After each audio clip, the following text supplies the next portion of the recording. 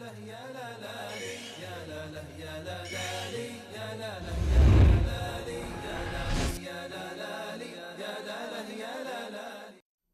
اللہ الرحمن الرحیم.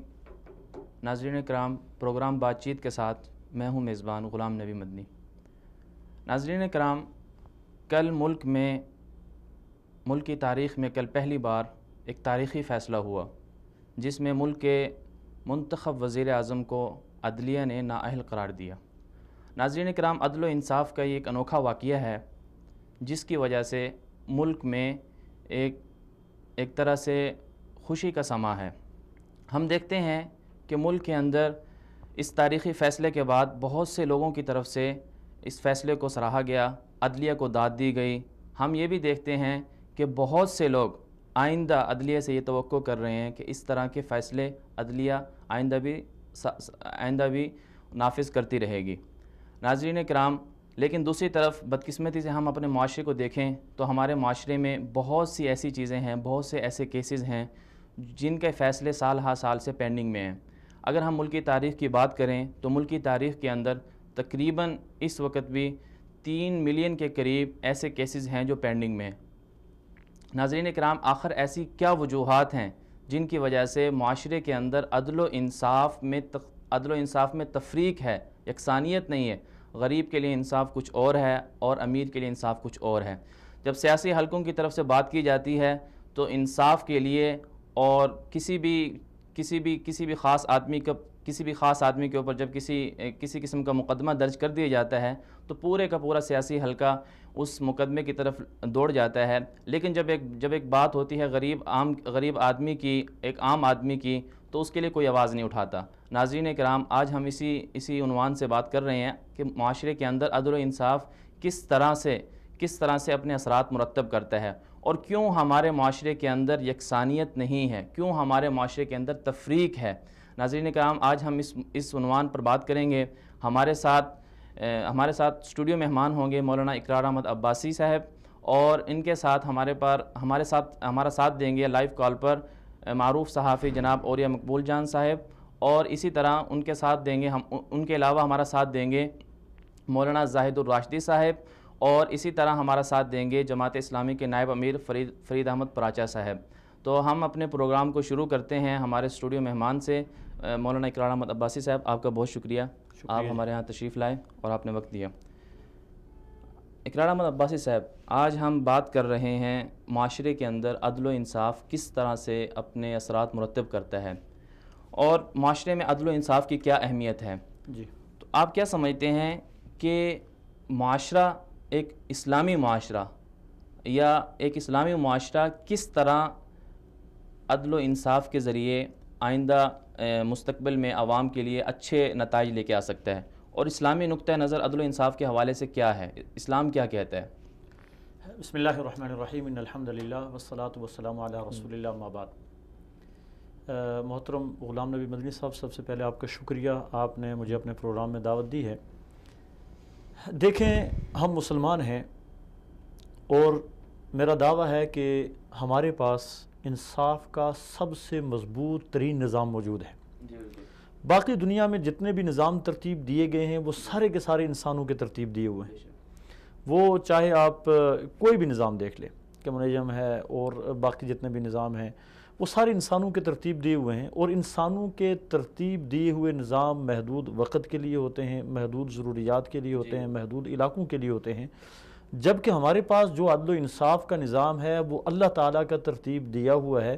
محمد رسول اللہ صلی اللہ علیہ وسلم کے ذریعے شریعت کی صورت میں اللہ تبارک و تعالیٰ نے ہمیں عدل و انصاف کا آفاقی نظام دیا، جو ہر امیر غریب کے لیے، ہر چھوٹے بڑے کے لیے، ہر وقت کے لیے یکساں طور پر مفید بھی ہے اور ہر دور میں کارآمد بھی ہے. اگرچہ وہ آج سے 1400 سال پہلے وہ عدل و انصاف والا نظام ہمارے اوپر نازل ہوا تھا، اس کے بعد رسول اللہ صلی اللہ علیہ وسلم نے مدینہ کی ریاست میں، اس کے بعد حضرات خلفائے راشدین نے اپنے جو خلافت کا ایریا تھا اس تک اسے نافذ کیا تھا. لیکن جس طرح وہ عدل و انصاف کا ترتیب دیا ہوا نظام آج سے 1400 سال پہلے کارآمد تھا، آج بھی بے عین ہی اس میں کسی قسم کی کوئی تبدیلی، کوئی اضافہ اور کسی قسم کا کوئی کمی کرنے کے ضرورت نہیں ہے، بلکہ اسی طرح آج بھی نافذ العمل بھی ہے اور کارآمد بھی ہے۔ تو ایک تو ہمیں یہ ذہن میں رکھنا چاہیے کہ اسلام آفاقی مذہب ہے اور اس کی تمام تعلیمات آفاقی ہیں، اس کے تمام احکام آفاقی ہیں، ہمیشہ کے لیے ہیں، ان کا زمانہ محدود نہیں ہے۔ اب قیامت تک کوئی اور جو نظام آئے گا وہ اسلام سے متصادم ایک نظام سمجھا جائے گا۔ اسلام کا نظام آفاقی اور بہترین نظام ہے۔ دوسری بات یہ کہ اسلام نظام عدل کے بارے میں ہمارے پاس واضح جو تعلیمات ہیں ان میں ایک حکم ہے اسلام کا، وَإِذَا حَكَمْتُمْ بَيْنَ النَّاسِ أَن تَحْكُمُوا بِالْعَدْلِ، کہ جب تمہارے پاس کوئی فیصلہ آئے تو تم فیصلہ لوگوں کے درمیان کرو تو عدل و انصاف کو اپنے دامن سے نہ چھوڑو۔ آج ہمارا المیہ یہ ہے کہ ہمارا نظام عدل انتہائی قسم پرسی کے عالم میں، بلکہ میں سمجھتا ہوں کہ اس کا کئی مرتبہ جنازہ بھی ہو چکا ہے، اور اس کے مردہ روح میں کبھی نہ کبھی کوئی روح پھونک دی جاتی ہے، مردہ جسم میں کبھی نہ کبھی کوئی روح پھونک دی جاتی ہے، ورنہ ہمارے ہاں عدل و انصاف نام کی کوئی چیز نہیں ہے۔ جس کی واضح مثال آپ 2 دن پہلے کا یا 1 دن پہلے کا یہ جو ہماری سپریم کورٹ نے فیصلہ سنایا ہے، اگرچہ میں کہوں گا کہ یہ کسی حد تک انصاف پر مبنی فیصلہ، لیکن یہ انصاف لینے کے لیے پاکستانی قوم کو کیا کرنا پڑا؟ انصاف لینے کے لیے قوم کیوں میدان میں نکلی؟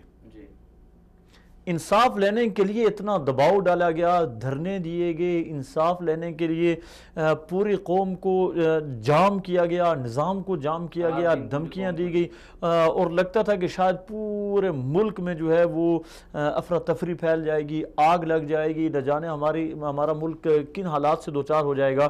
جب سارا پاکستانی سسٹم مجبور ہو گیا تو میں سمجھتا ہوں اس مجبوری میں آ کے پھر فیصلہ مجبوراً سنانا پڑا کہ جی یہ فیصلہ ہے، اور یہ فیصلہ بھی میں نے سمجھتا ہوں کہ انصاف پر مبنی ہے، بہت سارا اس میں بھی سقم باقی ہے۔ جی، تو اس کی کیا وجہ ہے؟ آخر قوم کو ان چیزوں کی ضرورت کیوں پیش آئی کہ ایک انصاف کا فیصلہ لینے کے لیے پوری قوم کو اکٹھا ہونا پڑا، یکجا ہونا پڑا؟ میں آپ کے پچھلے سوال کی طرف پہلے آتا ہوں۔ آپ نے پچھلا سوال یہ کہا تھا کہ معاشرے کو انصاف کی کتنی ضرورت ہے۔ جی دیکھیں، معاشرہ جو ہے وہ کفر پہ قائم رہ سکتا ہے، ظلم پہ قائم نہیں رہ سکتا۔ جس معاشرے میں کفر ہو وہ قائم رہے گا، کفر ہو اور اس کفر کے معاشرے میں لوگوں کے ساتھ عدل و انصاف ہو تو وہ قائم رہے گا۔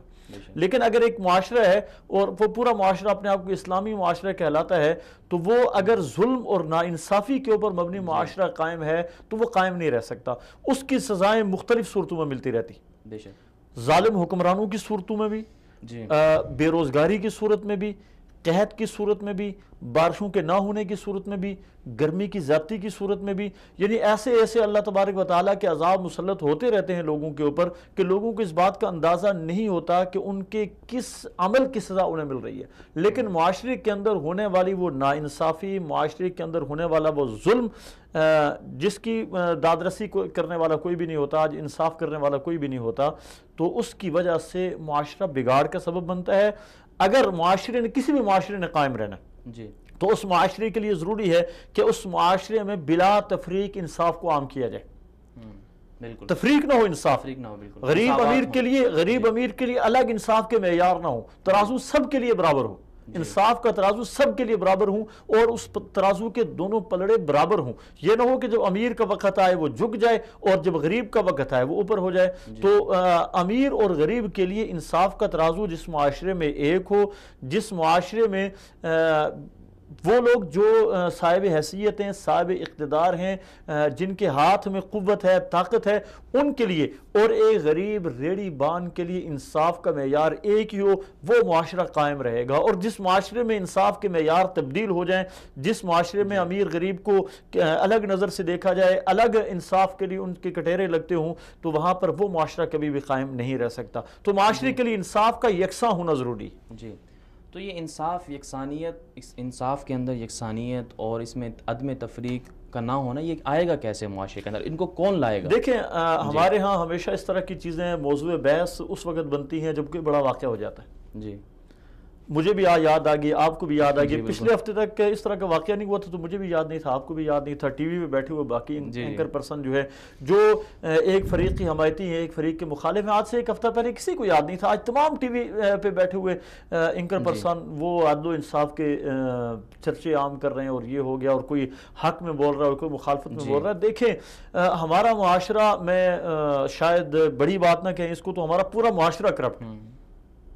کوئی ایک یعنی ایک وزیر اعظم نے اگر کرپشن کی ہے اور وہ اپنے کرپشن میں پکڑا گیا تو ہمیں یہ بات بھولنی نہیں چاہیے کہ من حیث القوم ہم سارے اپنے پاؤں کے ناخن سے لے کے سر کے بال تک سارے کرپٹ ہیں، سارے کرپشن کے اندر ملوث ہیں. کیسے ایک اگر سیاسی قیادت میں جائیں تو ایک کونسلر سے لے کے وزیر اعظم تک اور صدر تک ہم سارے کرپٹ ہیں، کہ ہم سارے اپنے اختیارات کا ناجائز استعمال کرتے ہیں. صرف پیسہ کھانا کرپشن نہیں ہے، بالکل پیسہ کھانا بھی کرپشن ہے، لیکن اپنے اختیارات کا ناجائز استعمال کرنا بھی کرپشن ہے. ایک کونسلر ہے، اس کے لیے وہ اگر اپنے مثال کے طور پہ ایک چھوٹی سی مثال دوں گا، نادرا آفس جاتا ہے تو عوام لائن میں لگی ہوئی ہیں، لیکن ایک کونسلر ہے وہ لائن میں نہیں لگے گا، کہ وہ کونسلر ہے، وہ جائے گا سیدھا اس کا کام ہو جائے گا، لائن میں لگی ہوئی عوام لائن میں لگی رہے گی. میں خود اپنا ذاتی ایک واقعہ آپ کو بتاتا ہوں. میں اپنے ضلع کے پاسپورٹ آفس میں گیا، وہاں پر میں لائن میں لگا ہوا تھا، تو میرے لائن میں لگے ہوئے ایک سکول کے ایسے استاد آئے کہ جن کا شاید کوئی شاگرد اس آفس میں کام کرتا تھا. میں لائن میں لگا ہوا تھا اور اس وقت میرے پاس کچھ سیاسی حوالے سے یعنی میں اس قریب ایک الیکشن لڑا تھا، تو میرے پاس سیاسی ایک اثر و رسوخ بھی تھا. تو لائن میں لگے ہوئے دیکھ کے بڑے حیرانگی ہوئی ان کو. کہتے ہیں آپ اندر آ جائیں نا، اپنے شاگرد کو پکڑ کے لے آپ اندر. میں نے کہا میں نہیں آتا. کہتے کیوں آپ کام جلدی کرو. میں نے کہا یہ جو بیچارے مجھ سے پہلے آئے ہوئے ان کا پہلے حق ہے. اس نے جا کے وہاں 2-4 بندوں کو بتایا یہ جو فلاں صاحب الیکشن لڑے تھے وہ کھڑے ہیں. وہ مجھے لینے کے لیے آگے اسپیشل کہ آپ آئیں جی، آپ پہلے. میں نے کہا نہیں، آپ پہلے کوئی نہیں، پہلے جس کا حق ہے اسی کو دیا جائے. میں یہ عرض کر رہا ہوں کہ ہم من حیث القوم جو ہے وہ کرپٹ ہیں. کرپشن ہماری رگ رگ کے اندر گھسی ہوئی اور ہم سمجھتے نہیں کہ یہ کرپشن ہے. جی ہم نے اپنا جو کونسلر بنایا ہے اس کونسلر کو کونسلر اسی لیے بنایا کہ وہ ہمارے کام کرے گا، اور اس طرح کے کام تھوڑے سے جلدی ہم چاہے وہ تھانے کا کام ہے، چاہے کچہری کا کام ہے، چاہے عدالت کا کام ہے، چاہے وہ کسی بھی سرکاری محکمے کا کام ہے، تو وہ ہمارے سرکاری محکمے کا کام ہمارا تھوڑا جلدی کروا دے گا. اس لیے ہم اس کو ووٹ بھی دیتے ہیں. یعنی ہم ووٹ دینے میں بھی کرپشن کرتے ہیں، اور ہمارا ووٹ لینے والا، میں صرف ابھی سیاسی اداروں کی بات کر رہا ہوں، اس کے بعد ہم دوسرے محکموں کی طرف آئیں گے تو اس میں اور بہت زیادہ کرپشن ہے. ہمارا کونسلر کرپٹ ہے، اس کے پاس جو وہ آتے ہیں فنڈز آتے ہیں استعمال کے لیے، وہ فنڈز پورے استعمال نہیں ہوتے ہیں، بلکہ کیا ہوتا ہے جہاں سے فنڈز چلتے ہیں تو وہاں سے کرپشن شروع ہوتی ہے. اگر 10 لاکھ منظور ہوا ہے تو 10 لاکھ سے بمشکل 5 لاکھ اپنی جگہ تک پہنچتا ہے، اور اس 5 لاکھ میں بھی کرپشن ہوتی ہے، جہاں کہ 1 لاکھ 2 لاکھ اپنی جگہ پر لگتا ہے، جو پہنچ گیا اس کے اندر بھی کرپشن. ایک چھوٹے سے کونسلر کی میں آپ کو بات کرتا ہوں، اس سے اوپر چلے جائیں، ناظم ہے یا چیئرمین ہے یا دوسرے جتنے بھی ہیں، پھر اس کے بعد ایم پی ہے، اس کے بعد ایم این اے ہے. یہ تو سیاسی حلقوں کی بات آپ نے کری. لیکن عوامی حلقے، عوامی ایسے کون سے شعبے ہیں جن کے اندر آپ نے جیسے کہا کہ من حیث القوم پوری کی پوری جو قوم ہے وہ کرپشن میں ملوث ہے، تو آپ کیا سمجھتے ہیں کہ جو عوامی ادارے ہیں، عوامی حلقے ہیں، جسے ہم تجارت کہہ سکتے ہیں؟ دیکھیں یعنی کون سا حلقہ، آپ کسی ایک حلقے کا نام لیں تو میں اس کی مثال آپ کو دوں. آپ تجارت میں چلے جائیں، کاروبار میں ہم جھوٹ بولتے ہیں جی، اور کبھی بھی ہم اپنے گاہک کو اصل قیمت چیز کی نہیں بتاتے. اگر وہ پوچھ بھی لے تو ہم غلط بتاتے ہیں. 10 کی چیز ہم 20 کی بتاتے ہیں. اس کو یہ کہہ دیں کہ یہ 10 کی میں نے لائی ہے اور میں آپ کو 15 کی دوں گا، 15 سے کم نہیں دوں گا، یہ سچ ہے. لیکن آپ اس کو کہتے ہیں کہ میں نے 20 کی لائی ہے، میں 25 کی دوں گا، تو یہ آپ اس کو جھوٹ کہہ رہے ہیں. یعنی اگر ہم کاروبار میں جائیں تو کاروبار میں ہم کرپشن کر رہے ہیں. کتنی چیزیں ہیں جو اصل کے نام پہ ہم نقل بیچ رہے ہیں. بالکل کتنی چیزیں ہیں جو ہم بتاتے ہیں کہ یہ میڈ ان فلاں ہے، فلاں ملک نے بنائی ہے اور فلاں کمپنی نے بنائی ہے، حالانکہ اس ملک نے نہیں بنائی ہوتی، اس کے اوپر جھوٹی مہر ہم نے لگائی ہوتی ہے. اور یہ عام ہے اور اس کو معیوب نہیں سمجھا جاتا ہے. ہم اپنی ذاتی زندگی میں چلے جائیں تو ذاتی زندگی کے اندر ہم کرپشن کرتے ہیں.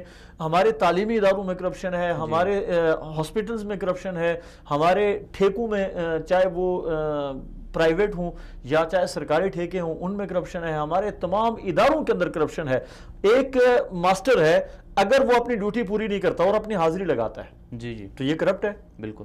ایک ہے اسے 20 30 40 بچے دیے گئے کہ آپ نے ان کو کما حق کا تعلیم دینی ہے، وہ تعلیم پوری نہیں دیتا، کرپٹ ہے. جی ایک مسجد کا امام ہے اور مسجد سے تنخواہ لیتا ہے اور اپنی ڈیوٹی پوری نہیں کرتا، وہ امام کرپٹ ہے. جی اسی طرح ایک قرآن پڑھانے والا قاری ہے اور وہ قاری اس کی جو ذمہ داری لگائی گئی ہے وہ اپنی ذمہ داری پوری نہیں کرتا اور اس میں سستی کرتا ہے، کاہلی کرتا ہے، یقیناً کرتے ہیں، تو وہ کرپشن کر رہا ہے. یعنی ہم من حیث القوم اگر دیکھیں تو ہم سارے کے سارے کرپٹ ہیں، لیکن میری کرپشن مجھے نظر نہیں آتی. جی یہاں پر ایک کالر ہیں. جی السلام علیکم. السلام. جی مولانا زاہد الراشدی صاحب، آپ کا بہت شکریہ، آپ نے وقت دیا.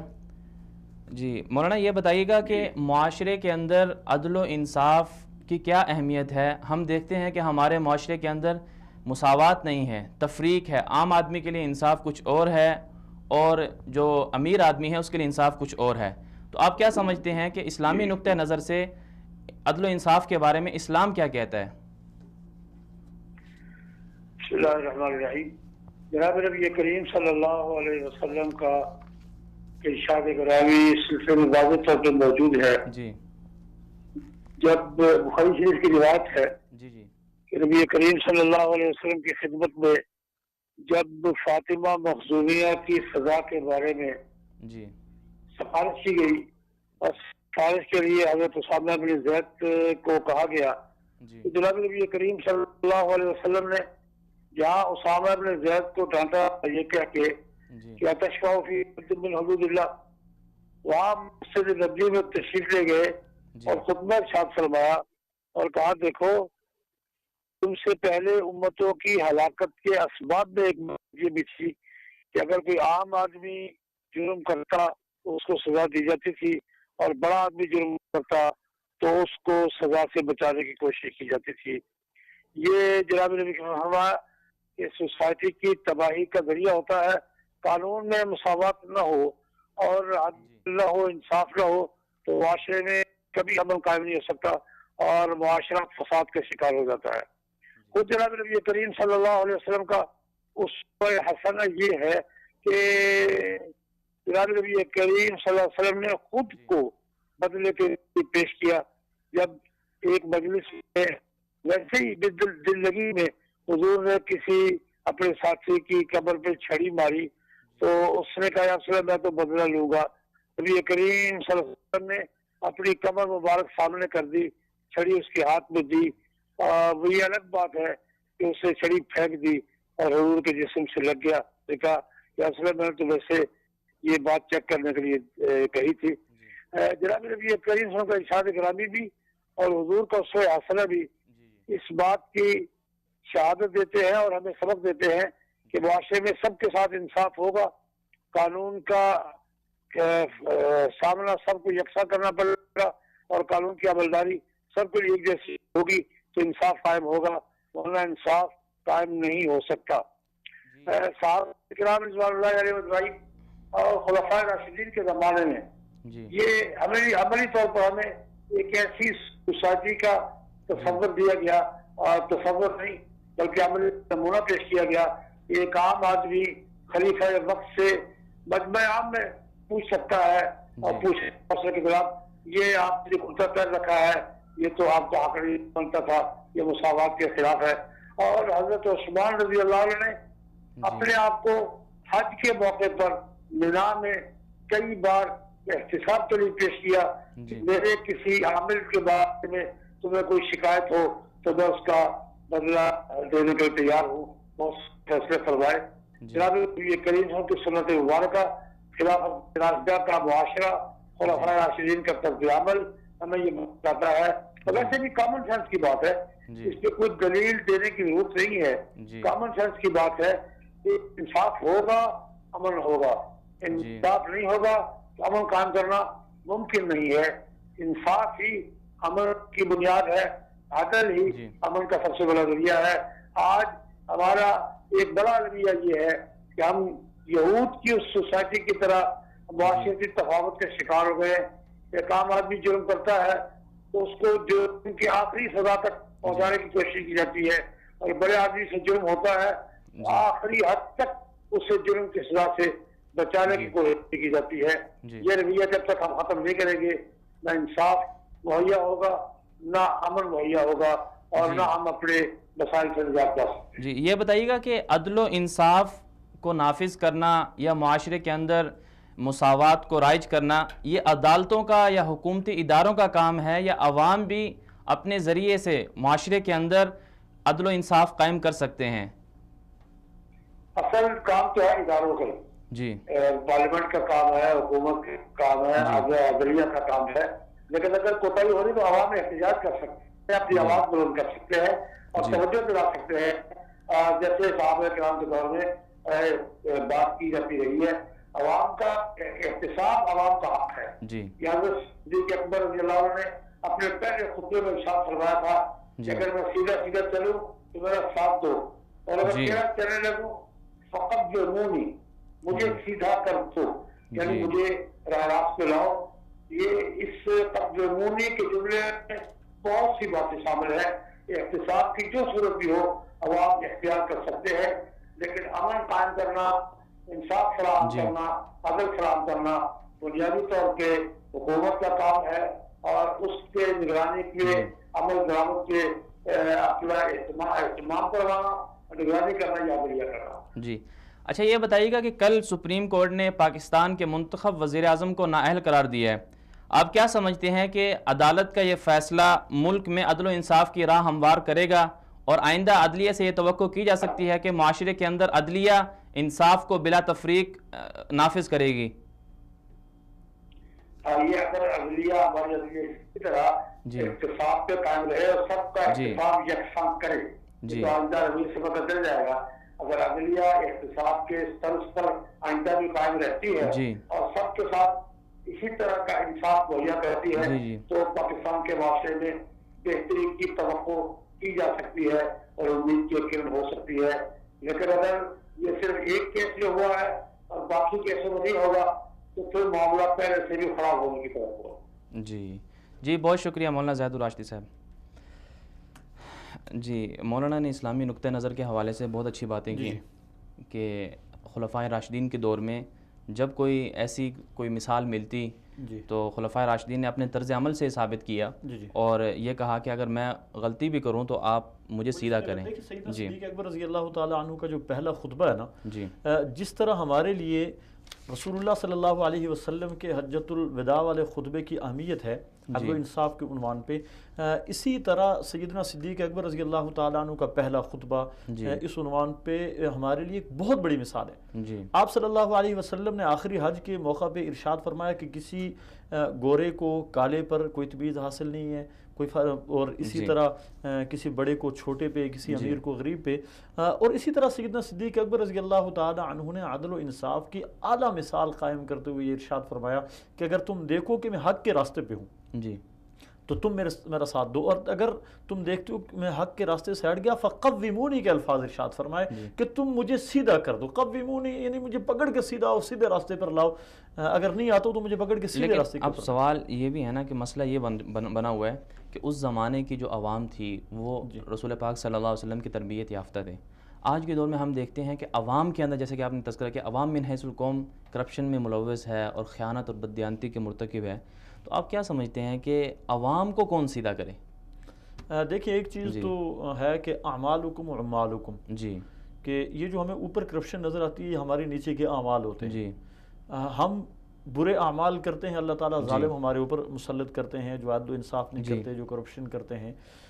تو میرے خیال میں عوام میں آگاہی پیدا کرنے کے لیے جہاں جہاں جو ذمہ دار لوگ ہیں اور اس بات کو سمجھتے ہیں کہ کرپشن کو ختم ہونا چاہیے، ہر ایک کو اپنی ذمہ داری کا احساس کرتے ہوئے، چاہے وہ کوئی مسجد کا امام خطیب ہے، چاہے وہ کسی اسکول کا ٹیچر ہے، چاہے وہ دعوت و تبلیغ کے کام میں لگا ہوا کوئی فرد ہے، چاہے اپنا حلقہ احباب رکھنے والا کوئی آدمی ہے، چاہے کوئی سوشل میڈیا ایکٹیوسٹ ہے، یعنی ہر معاشرے میں جو آدمی، جس کی بات دو آدمی سنتے ہیں، جس کی بات سنی جاتی ہے، اس کی ذمہ داری بنتی ہے کہ اپنا فرض ادا کرے۔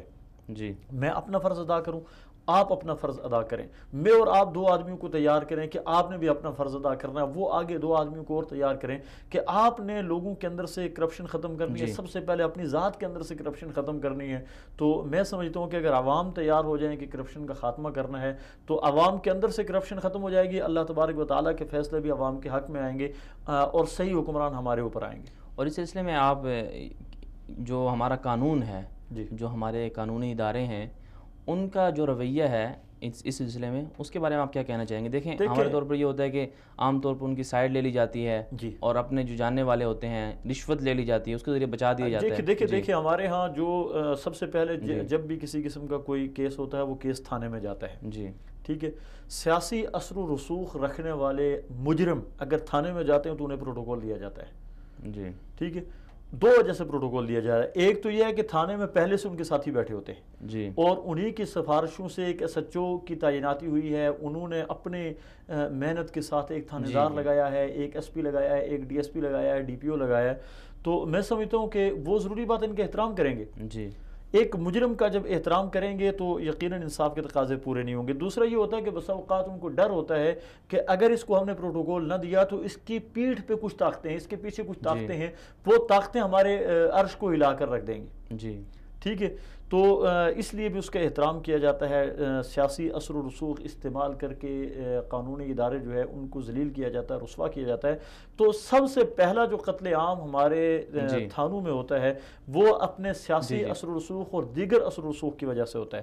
پھر اس کے علاوہ دوسری بات یہ ہوتی ہے کہ ایک غریب آتا ہے جس کے پشت پناہی کرنے والا کوئی بھی نہیں ہے، جس کے پیچھے کوئی بھی نہیں ہے، تو اس کو حد سے زیادہ جو ہے وہ تشدد کا نشانہ بنایا جاتا ہے، ذہنی اور جسمانی طور پہ اسے ٹارچر کیا جاتا ہے، اور اس سے وہ جرم بھی اگلوائے جاتے ہیں جو اس نے نہیں کیے ہوتے، اور بسا اوقات ڈال بھی دیے جاتے ہیں، وہ جرائم ڈال کے اسے عدالت بھیج دیا جاتا ہے کہ اس نے فلان جرم بھی کیا، فلان جرم بھی کیا، فلان جرم بھی کیا، حالانکہ اس نے وہ جرم نہیں کیے ہوتے۔ اور اس کے بعد پھر اثرات اس کے یہ مرتب ہوتے ہیں کہ آپ دیکھیں کہ پھر باقی جو لوگ ہوتے ہیں وہ ظالموں کے خلاف بولنا بند کر دیتے ہیں۔ ہاں بالکل بالکل ایسی ہے۔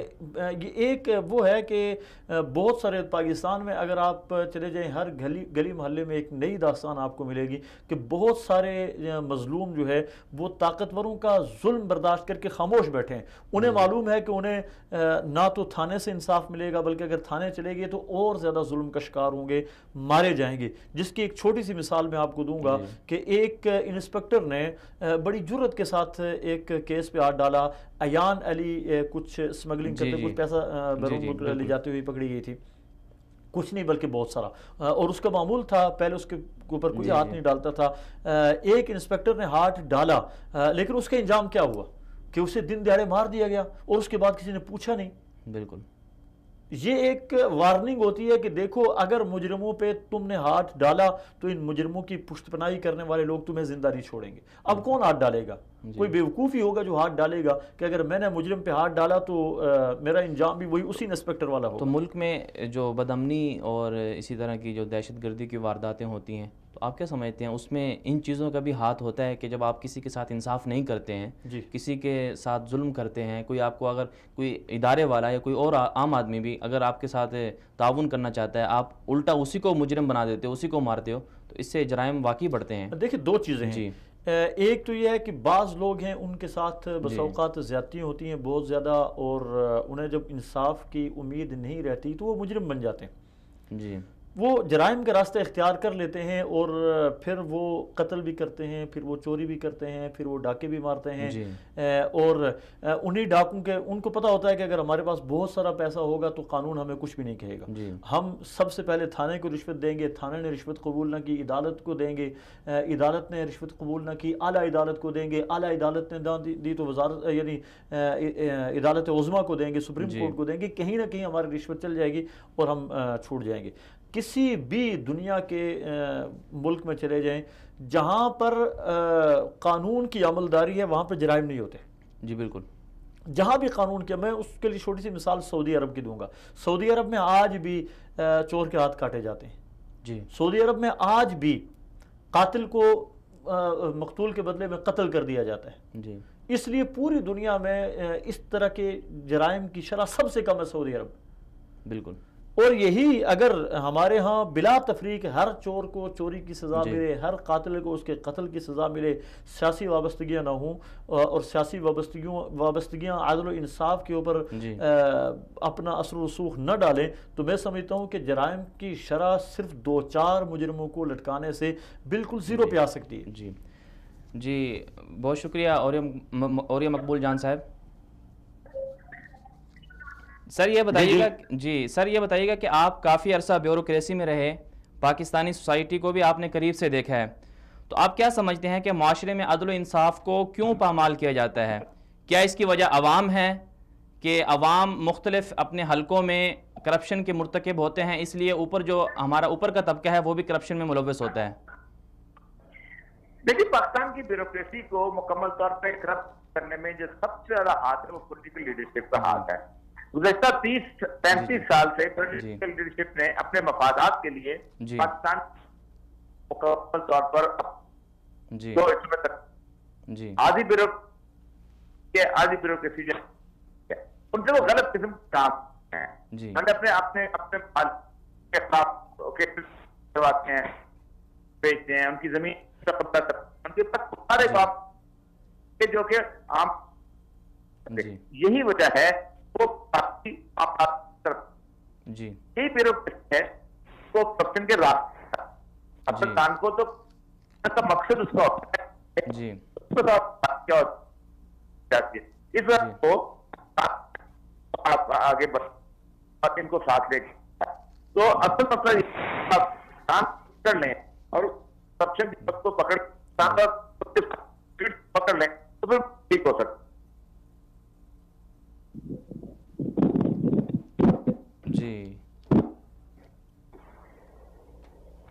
جی غالباً سگنل ڈراپ ہو گئے ہیں اور آواز میرے خیال میں نہیں آ رہی۔ جی سر یہ بتائیے گا کہ عدلیہ کا کام تو انصاف فراہم کرنا ہے، لیکن بدقسمتی سے ہمارے ہاں عوام میں یہ تاثر پایا جاتا ہے کہ عدلیہ غریب کے لیے اور ہے اور امیر کے لیے کچھ اور ہے۔ تو آپ کیا سمجھتے ہیں کہ یہ جو کل ایک تاریخی فیصلہ ہوا ہے، کیا اس تاریخی فیصلے کے ذریعے عوام میں عدلیہ اپنا یہ تاثر ثابت کر سکتی ہے، یہ ثابت کر سکتی ہے کہ آئندہ بھی عدلیہ عوام کے لیے یکساں فیصلے کرے گی؟ دیکھیں، دو بڑے اہم کام ہوئے ہیں کہ جو اس سے پہلے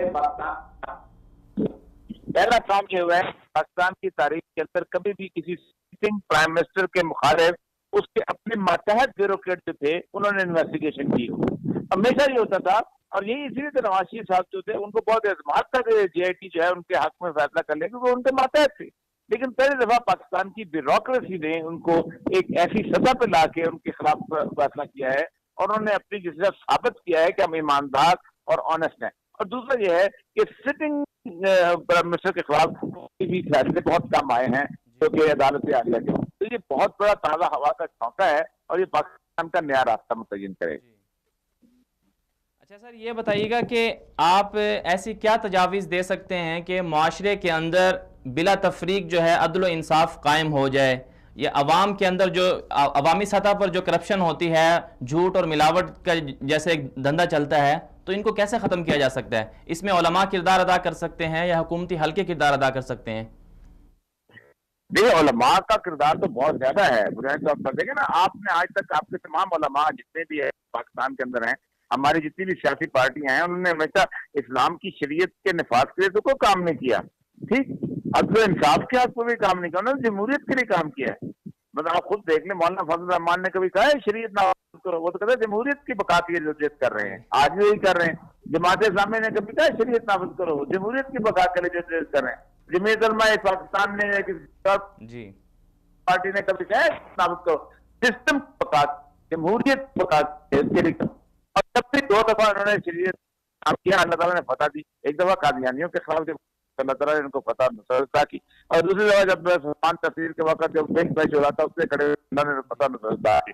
یہ اگر کرپشن کے خلاف صاف کے لیے کھڑے ہو جائیں، یہ بہت بڑی طاقت، اور یہ بتا سکتے ہیں کہ ہم کیسے راستہ موڑ سکتے ہیں، لیکن نہیں، مطلب یہ کہ ان کے اندر وہ اب اہلیت دی جائے گی۔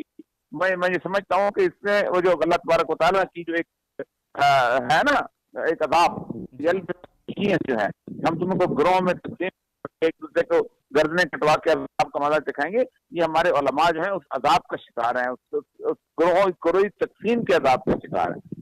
جی سر، آپ نے تذکرہ کیا کہ ابھی مختلف جماعتیں جو ہیں جو جمہوریت کو بچانے کے لیے تو کوششیں کرتی ہیں، لیکن معاشرے کے اندر عدل و انصاف یا اسلامی نظام کے نفاذ کے لیے کوششیں نہیں کرتے، تو کیا وجہ ہے کہ آخر یہ لوگ ایسا کیوں کرتے ہیں؟ ان کو کس چیز نے مجبور کیا ہے کہ جمہوریت کو بچاتے ہیں لیکن اسلامی نظام باوجود اس کا نام بھی لیتے ہیں، لیکن اس کے باوجود آگے نہیں آتے. اس کی بنیادی وجہ ہے میں کیا نا کہ اللہ تعالیٰ جو ہیں وہ 3 طرح کے عذاب بتاتے ہیں. ایک کہتے ہیں کہ اللہ تعالیٰ کے حکم تمہارے سروں کے اوپر، اور دوسرا ہوتا ہے تحت تمہارے پاؤں کے نیچے. جو آپ تو فزیکل عذاب ہے نا، نظر آتا، ایک جلسہ ہو گیا، بارش ہو گئی. ایک عذاب اللہ نے بڑا گروہوں میں تقسیم اکٹھے نہیں ہو پاتے، ادھر اکٹھے ہوتے چھوٹے سے ایجنڈے کے اوپر اکٹھے ہو جاتے ہیں. کبھی اس بات پہ اکٹھے ہو جاتے ہیں کہ ہمارے جہاں پسندوں پہ کرنا اتارے جائیں، کبھی اس بات پہ اکٹھے ہو جاتے ہیں کہ ہمارے آپس میں لوگ ایک دوسرے کو قتل نہ کریں. ٹھیک، یہ کبھی مشترکات کے اوپر آج کہ انہوں نے جدوجہد نہیں کی، ورنہ یہ بہت ٹھیک. جی بہت شکریہ اور مقبول جان صاحب، تھینک یو. جی اوریہ صاحب نے مختصر وقت میں کافی اچھی باتیں کی. تو ان کا جو بنیادی نقطہ نظر تھا وہ یہ تھا کہ اسلامی نظام کے نفاذ کے لیے ہماری جماعتوں کی طرف سے کوئی عملی طور پر کوشش نہیں کی گئی. تو یہی وجہ ہے کہ مختلف جو ہمارے ادارے ہیں ان میں کرپشن بھی ہوتی ہے، اور تقریباً آپ یہ سمجھ لیں کہ ان میں سیاسی جو حلقے ہیں انہی کا کردار ہوتا ہے. تو آپ کیا سمجھتے ہیں اس میں کہ اسلامی نظام کے نفاذ کے لیے کوششیں کیوں نہیں؟ انہوں نے اس معاملے میں اسلامی جماعتوں کو ٹارگٹ کیا ہے کہ اسلامی جماعتوں نے آج تک کبھی ایسی مشترکہ کوشش نہیں کی کہ جو اسلامی نظام کے نفاذ کے لیے ہو. 1-2 مثالیں انہوں نے دی کہ 1-2 مرتبہ اگر علماء، تمام مسالک کے علماء جمع ہوئے ہیں تو اس کے اثرات بھی سامنے ہیں. مثال کے طور پہ قادیانیوں کے خلاف علماء اکرام جمع ہوئے ہیں تو انہوں نے عدالت کو بھی اس بات پہ مجبور کر دیا اور قومی اسمبلی کو بھی اس بات پہ مجبور کر دیا کہ وہ قادیانیوں کو متفقہ طور پہ کافر قرار دے. تو میں سمجھتا ہوں کہ علماء اکرام کی ذمہ داری بنتی ہے، جس طرح وہ جمہوریت یا اپنی کرسیوں کو بچانے کے لیے میدان میں نکلے ہوئے ہیں، اس طرح اسلام کو بچانے کے لیے بھی اگر وہ میدان میں نکلیں یا اسلام کے نفاذ کی تحریکیں چلائیں تو میں سمجھتا ہوں کہ معاشرے میں عدل و انصاف کے لیے الگ سے تحریکیں چلانے کی ضرورت نہیں پڑے گی. جی ناظرین، یہاں ایک وقت ہوا ہے بریک کا. بریک کے بعد آتے ہیں ہم اپنے مہمانوں سے انشاءاللہ سوال کریں گے، تو آپ ہمارے ساتھ جڑے رہیے. انشاءاللہ واپس بریک کے بعد آنے کے بعد بات کرتے ہیں.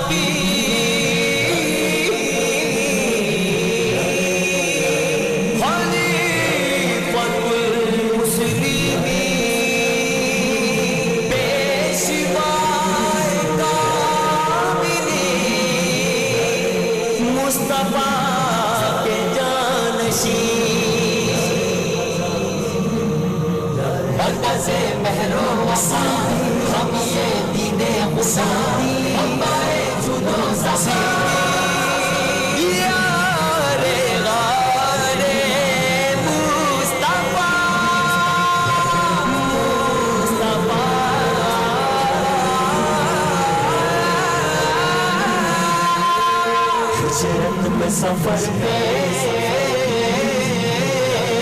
مکہ بدر میں طیبہ کے نگر میں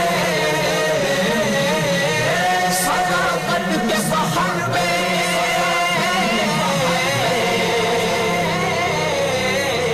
صدیق اکبر صدیق اکبر صدیق اکبر صدیق اکبر صدیق اکبر صدیق اکبر صدیق ہر گھڑی رہے ہیں مصطفیٰ کے ساتھ مصطفیٰ کے ساتھ مصطفیٰ کے ساتھ صدیق ہر گھڑی رہے ہیں مصطفیٰ کے ساتھ جو مصطفیٰ کے ساتھ ہے وہ ہے خدا کے ساتھ صدیق اکبر صدیق اکبر صدیق اکبر صدیق اکبر صدیق اکبر صدیق اکبر اسلام میں بھی پہلے خلیفہ امام بھی اسلام میں بھی پہلے خلیفہ امام بھی ہر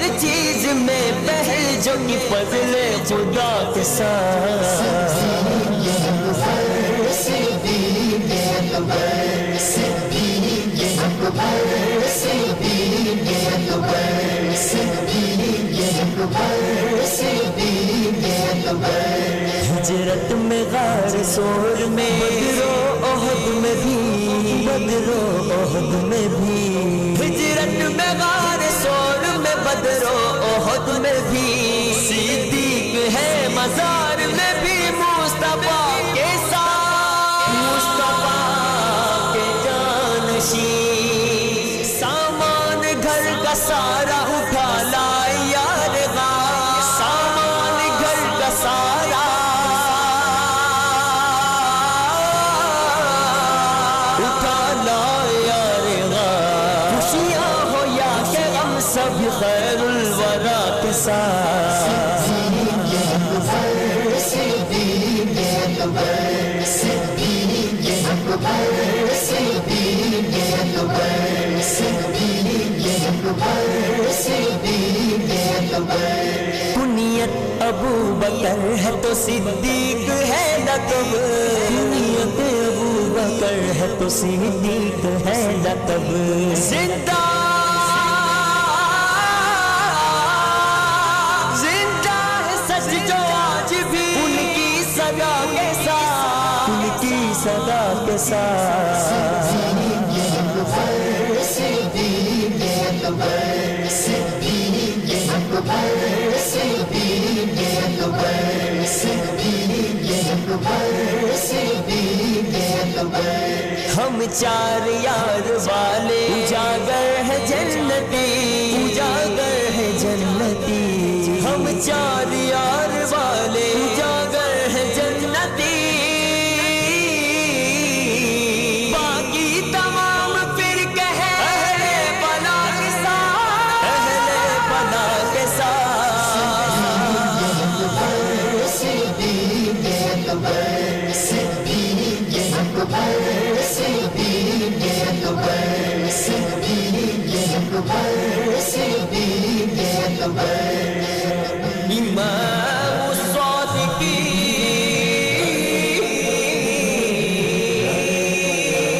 خلیفۃ المسلمین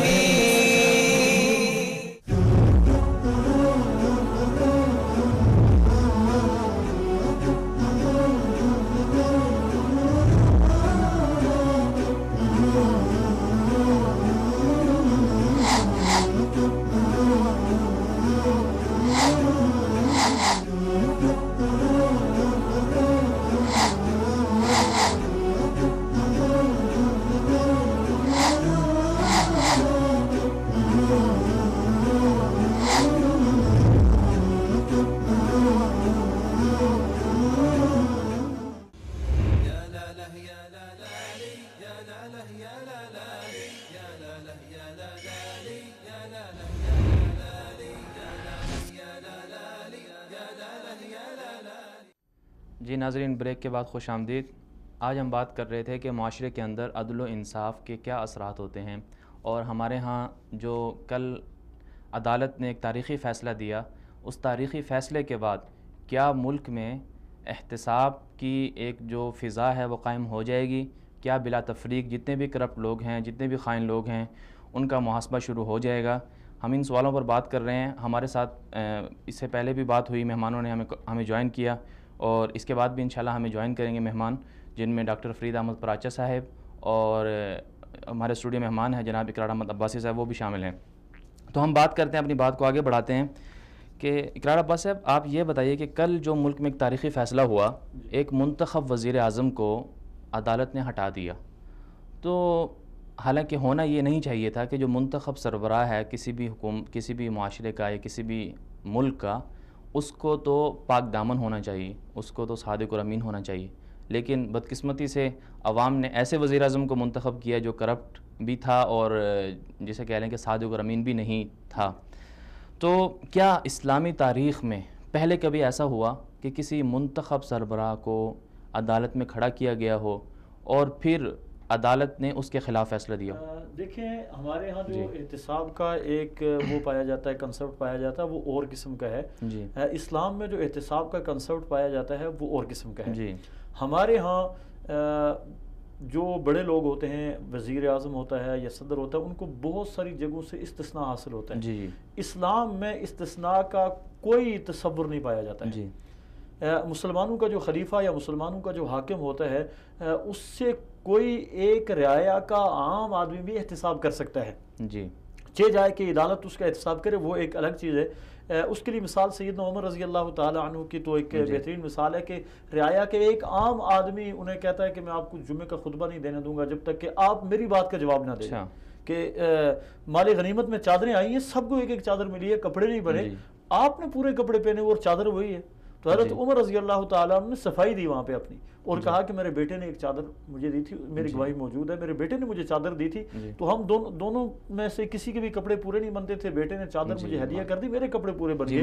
یعنی بھائی جی معذرت، یہاں پر ہمارے ساتھ کال پر مہمان ہیں. جی السلام علیکم. جی محترم جناب ڈاکٹر فرید احمد پراچا صاحب، بہت شکریہ آپ نے ہمیں جوائن کیا. جی سر یہ بتائیے گا کہ کل ملکی تاریخ میں ایک انوکھا فیصلہ ہوا اور اس میں جماعت اسلامی آگے رہی، اور جماعت اسلامی کا جو اقدام ہے اور ان کی جو محنت ہے وہ بھی قابل رشک ہے.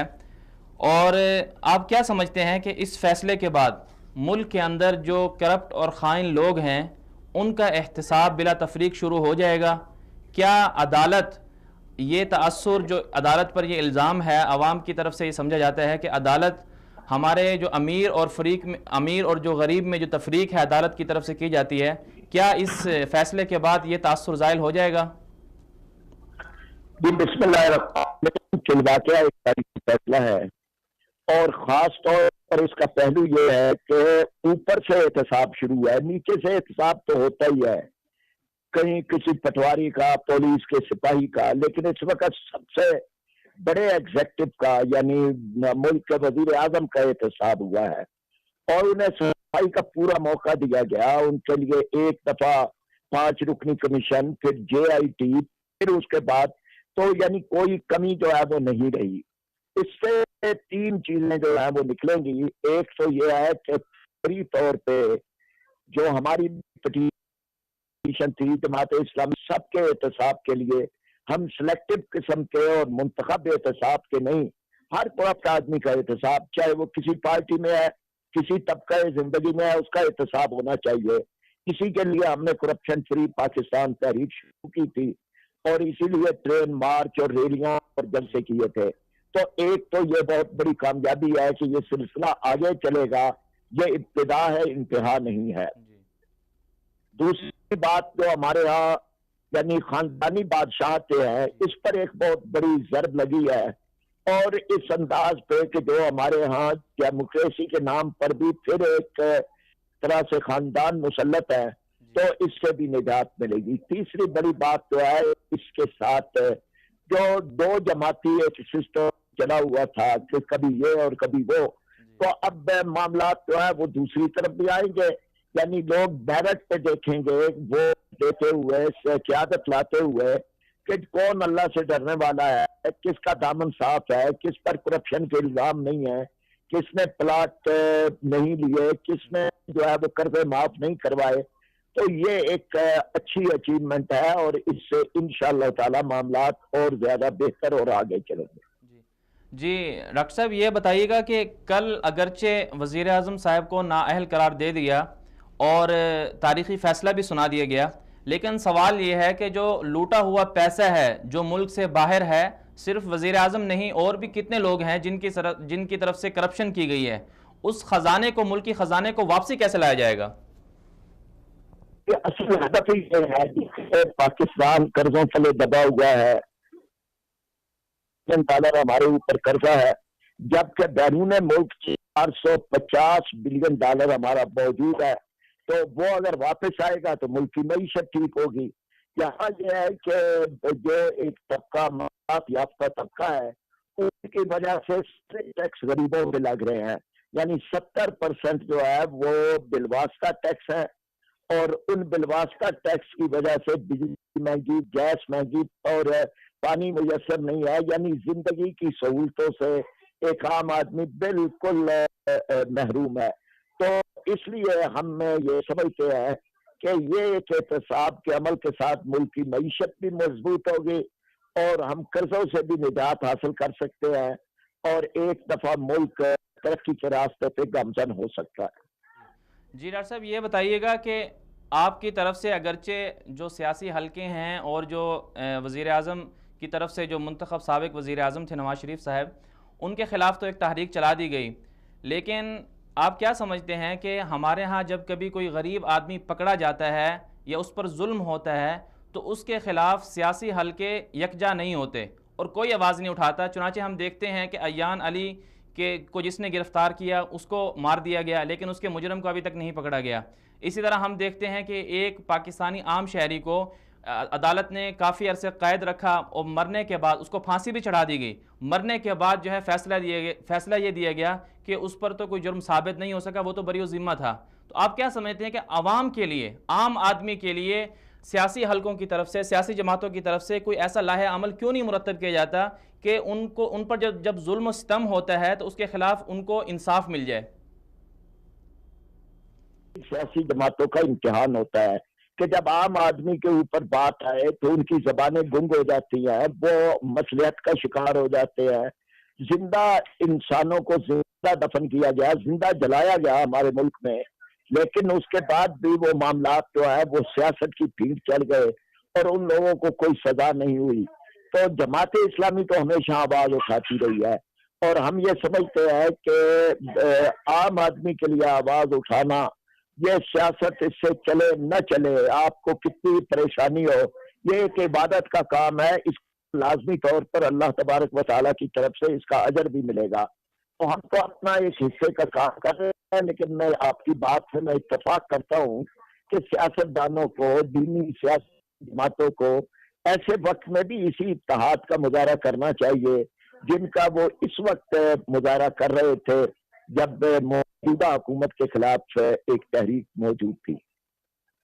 ڈاکٹر صاحب یہ بتائیے گا کہ آپ نے آپ کی جماعت کی طرف سے اچھا فیصلہ ہوا کہ انہوں نے کرپشن کے خلاف جو ہے متحد ہو کر دوسری سیاسی جو اپوزیشن جماعتیں تھیں ان کے ساتھ مل کر فیصلہ عدالت میں مقدمہ لڑا، لیکن بہت سے لوگ ابھی بھی ایسے ہیں جن پر مقدمات ہیں. ان کی آپ مثال لے سکتے ہیں کہ ڈکٹیٹر جو پرویز مشرف تھے ان پر مقدمات ہیں. تو عدالت اور انصاف کو برابر قائم رکھنے کے لیے آپ کیا سمجھتے ہیں کہ ان کے احتساب کے لیے بھی آپ لوگ تحریک چلائیں گے؟ ہم بالکل چلائیں گے، ہم تو پہلے بھی چلا رہے تھے، بلکہ یہ ہے کہ یہی موجودہ ان کو ایک طرح سے رعایت دی اور ان کے معاملات کو عدالتوں کے اندر چلنے نہیں دیا. ہم یہ سمجھتے ہیں کہ جب ہم کہتے ہیں کہ سب کا احتساب، تو اس میں ماضی کے حکمران ہیں، چاہے وہ پیپلز پارٹی کے ہیں اور چاہے وہ فوجی حکمران ہیں یا چاہے وہ کسی بھی جماعت سے تعلق رکھنے والے. جب ہم سب کا احتساب کی بات کرتے ہیں تو اس سے وہ سیاستدان بھی مراد ہیں کہ جو آج دوسری جماعتوں کی چھتری تلے آ کے اپنے آپ کو بچانے کی کوشش کر رہے ہیں اور پاک اور پوتر ہونے کے لیے وہ کسی ڈرائی کلیننگ کے سسٹم میں چلے جاتے ہیں. تو جب ہم یہ کہتے ہیں کہ سب کا احتساب، تو اس سے مراد ہر طبقہ زندگی ہے، چاہے وہ صحافی ہے، چاہے وہ تاجر ہے، چاہے وہ بیوروکریٹ ہے، چاہے وہ اسٹیبلشمنٹ ہے، سب کا جو ہے وہ ہونا چاہیے. جی بہت شکریہ ڈاکٹر فرید احمد پراچا صاحب. جی اقرار عباسی صاحب، ہمارے پاس وقت کم ہے. جی میرے خیال میں میری بات درمیان میں رہ گئی تھی. میں عرض کر رہا تھا کہ اسلام میں جو احتساب کا تصور ہے وہ آج جو ہمارے ہاں تصور پایا جاتا ہے اس سے الگ ہے. سیدنا عمر رضی اللہ تعالی عنہ ایک بہت بڑے خلیفہ ہیں اور عدل و انصاف کا استعارہ سمجھے جاتے ہیں. جی جی سیدنا عمر رضی اللہ تعالی عنہ نے ایک بدو سے ایک گھوڑی خریدی جی۔ گھوڑی خریدی، اس کو قیمت ادا کی اور اس گھوڑی پہ بیٹھ کے کچھ دور گئے تو وہ لنگڑا کر چلنا شروع ہو گئی۔ حضرت عمر رضی اللہ تعالیٰ اس کے پاس واپس چلے گئے کہ میری قیمت واپس دو، اپنی گھوڑی لو، یہ تو لنگڑا کے چل رہی ہے۔ تو اس نے کہا جب میں نے گھوڑی آپ کو دی تو اس وقت صحیح سلامت تھی۔ حضرت عمر رضی اللہ تعالیٰ نے کہا نہیں، میں تو تمہیں واپس کروں گا، میں نے تو اس میں کوئی عیب پیدا نہیں کیا۔ تو ان دونوں میں اس بات پہ اتفاق ہوا کہ قاضی کے پاس چلتے ہیں، قاضی جو فیصلہ کرے گا وہ ہمیں منظور ہوگا۔ تو یہ دونوں چلے گئے حضرت قاضی شریح رحمۃ اللہ علیہ کی عدالت میں۔ حضرت قاضی شریح کے سامنے اپنے مقدمہ رکھا۔ حضرت قاضی شریح نے حضرت عمر سے پوچھا کہ جب آپ نے گھوڑی لی تھی تو اس وقت یہ صحیح چل رہی تھی؟ کہ جی بالکل صحیح چل رہی تھی۔ حضرت قاضی شریح نے فرمایا اگر اس وقت صحیح تھی تو اس کی دو صورتیں ہیں جی۔ ایک تو یہ ہے کہ آپ کے پاس آنے کے بعد اس میں عیب پیدا ہوا، یا تو آپ کے ہاں جو عیب پیدا ہوا اس سے جو اس کی قیمت گر گئی ہے جی، وہ اتنی قیمت میں آپ اس کو واپس دے دیں، باقی پیسے اس کے ہو گئے، یا اس طرح ہے کہ آپ اس معاملے میں جو ہے وہ یہ گھوڑی اپنی رکھ لیں اور وہ پیسے اس کے ہیں۔ اچھا، ایک حضرت علی رضی اللہ تعالیٰ عنہ جنگ صفین میں حضرت علی رضی اللہ تعالیٰ عنہ نے دیکھا کہ ایک یہودی ہے اور وہ زرہ بیچ رہا ہے جی، وہ دیکھا یہ زرہ تو میری ہے۔ حضرت علی رضی اللہ تعالیٰ عنہ چلے گئے کہ یہ زرہ تو میری ہے، اس نے کہا میری ہے جی، حضرت علی نے کہا کہ یہ میری ہے، اور معاملہ حضرت قاضی شریح ہی کے پاس پہنچ گیا۔ وہ اس وقت تک حضرت امیر معاویہ رضی اللہ تعالیٰ کے دور تک قاضی رہے۔ اچھا، تو حضرت قاضی شریح رحمۃ اللہ علیہ کے پاس معاملہ چلا گیا تو قاضی شریح نے حضرت علی سے کہا کہ جانتا تو میں ہوں کہ یہ ذرا آپ کے میں معلوم ہے، جی، لیکن چونکہ معاملہ عدالت کا ہے، قانون کا ہے، تو قانون اس بات کا تقاضا کرتا ہے کہ آپ گواہ لے کے آئیں۔ تو حضرت علی رضی اللہ تعالیٰ نے حضرت قمبر رضی اللہ تعالیٰ عنہ کو لے کے آئے تو حضرت قاضی شریح نے رد کر دیا کہ آپ کا غلام ہے، غلام آقا کے حق میں کیا رائے دے گا۔ پھر حضرت حسن حضرت حسین کو لے کر آئے، حضرت علی رضی اللہ تعالیٰ عنہ کے ان گواہوں کو بھی رد کر دیا کہ یہ تو آپ کے بیٹے ہیں، بیٹے نے تو اپنے باپ کے حق میں گواہی دینی ہے، لہذا زرہ جو ہے وہ آپ کے کو میں نہیں دے سکتا، زرہ یہودی کی ہے۔ یعنی کہ آپ یہ دیکھیں کہ پاکستان میں منتخب جو وزیر اعظم تھے ان کے حق میں ان کے بیٹے آئے، لیکن ہمارے یہاں ان کو قبول کیا گیا۔ لیکن آپ یہاں دیکھیں اسلامی تاریخ کا ایک فیصلہ دیکھیں کہ اس میں بیٹوں کی گواہی نہیں قبول، اس فیصلے سے متاثر ہو کے یہودی نے اسلام قبول کر لیا۔ اچھا، ماشاءاللہ، متاثر ہو کے یہودی نے اسلام قبول کر لیا۔ اور ایک دو مثالیں نہیں ہیں، بیسیوں نہیں سینکڑوں مثالیں ایسے دی جا سکتی ہیں اسلامی تاریخ میں کہ جہاں اوپر احتساب ہوا ہے، خلفاء کا احتساب ہوا ہے، بڑے لوگوں کا احتساب ہوا ہے، انہوں نے خود کو اپنے آپ کو احتساب کے لیے پیش کیا ہے۔ اور جی بہت شکریہ آپ کا، ہمارے پاس وقت ختم ہو گیا۔ جی ناظرین کرام، آج ہم بات کر رہے تھے کہ معاشرے کے اندر عدل و انصاف کے اثرات کس طرح مرتب ہوتے ہیں۔ اگر معاشرے کے اندر مساوات قائم ہوں، اگر معاشرے کے اندر بلا تفریق سب کو یکساں انصاف ملے، اگر معاشرے کے اندر قانون کی بالادستی ہو، امیر اور غریب میں کوئی فرق نہ ہو، تو معاشرہ پرامن بھی رہتا ہے اور معاشرے کے اندر جو جرائم ہیں اور جرائم پیشہ لوگ ہیں وہ بھی ختم ہو جاتے ہیں۔ آج بدقسمتی سے ہم دیکھتے ہیں کہ ہمارے ہاں معاشرے کے اندر یہ جو ایک فضا بن گئی ہے کہ معاشرے کے اندر بد امنی ہے، دہشت گردی ہے اور ہمارا ملک بدنام ہے، اس کی وجوہات کو اگر ہم تلاش کریں اس کے پیچھے صرف ایک ہی وجہ ہے کہ ہمارے معاشرے کے اندر مساوات نہیں ہے، ہمارے معاشرے کے اندر قانون کی بالادستی نہیں ہے۔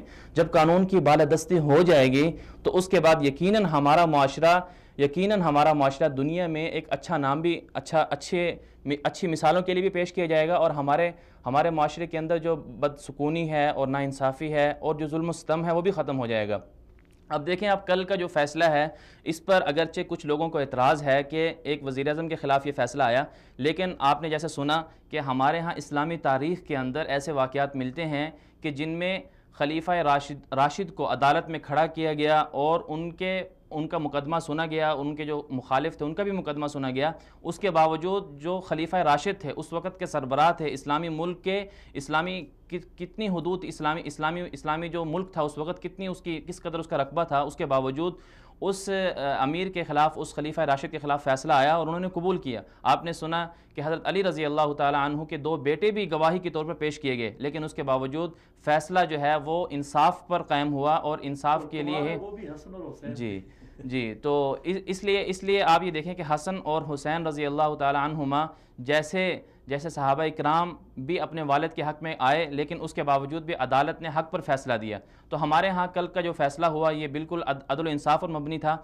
ہونا یہ چاہیے کہ یہ احتساب بلا تفریق ہو اور سب کو عدالت کے کٹہرے میں کھڑا کیا جائے، اور جو مجرم ہیں ان کا محاسبہ کیا جائے۔ اسی سے ہمارا ملک ترقی کرے گا اور اسی سے ہماری قوم بھی دنیا میں بلند رہے گی۔ انہی باتوں کے ساتھ انشاءاللہ اگلے پروگرام میں ملاقات ہوگی۔ تب تک کے لیے اللہ حافظ۔